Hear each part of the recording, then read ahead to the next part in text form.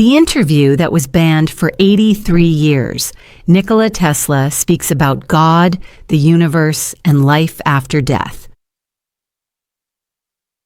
Welcome to my channel. No. What if I told you there was an interview, a conversation so powerful, so revealing, that it was kept hidden from the public eye for more than 8 decades? An interview with one of the most brilliant minds to ever walk this earth, Nikola Tesla. A man known not just for his inventions, but for the depth of his vision, his understanding of the universe, and something else most people never heard about, his spiritual beliefs. So take a deep breath and ask yourself this: what did Nikola Tesla really believe about God, the soul, and what happens after death? Let's open the dusty pages of time and listen in.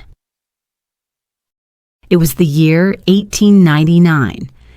Tesla, in his Colorado Springs lab, was already being seen as more than a scientist.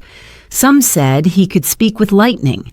Others believed he was chasing secrets that didn't belong to mankind.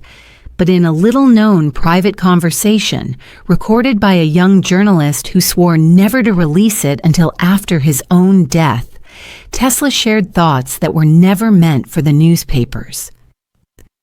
In this rare dialogue, Tesla was asked, "Do you believe in God?"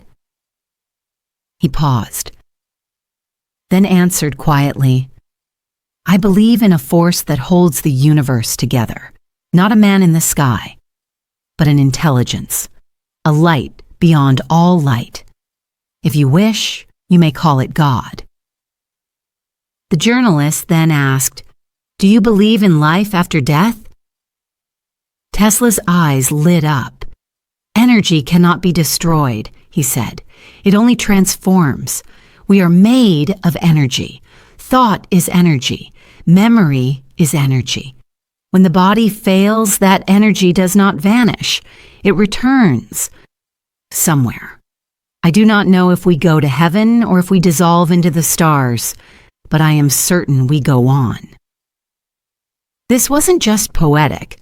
For Tesla, it was science wrapped in mystery. When asked what happens to the soul, he smiled.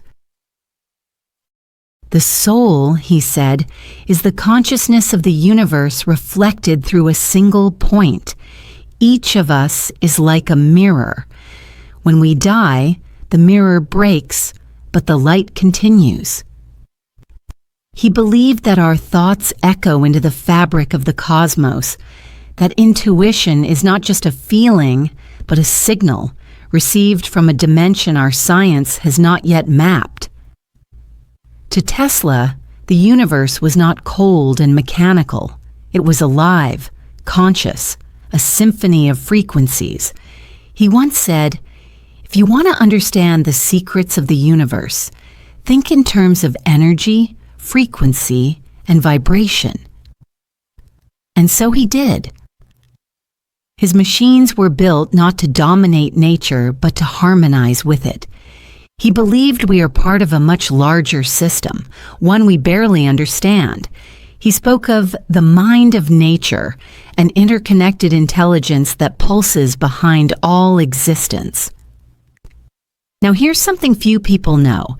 Tesla believed that great minds of history, Da Vinci, Newton, Beethoven, had tuned themselves to a higher frequency, that their genius wasn't just their own, but a transmission received from somewhere greater.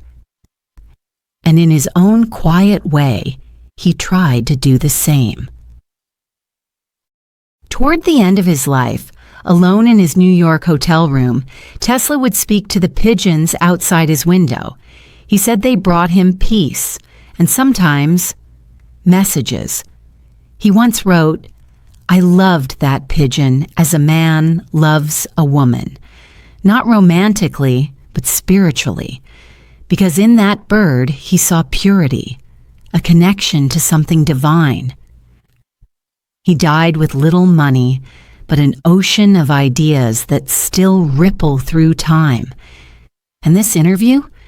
Perhaps it was hidden not because it was dangerous, but because it was too beautiful, too ahead of its time. So now, after 83 years, we hear his voice again, not in sound, but in truth. He believed in something greater, not a religion, not a dogma, but a deep, radiant intelligence that speaks through the stars, through nature, through the silence between heartbeats, and maybe, just maybe, through this very moment. So what do you think? Was Tesla a scientist or a prophet? Let me know in the comments. And if you believe some voices are too precious to be forgotten, make sure to subscribe. There's more to discover, just beyond the static.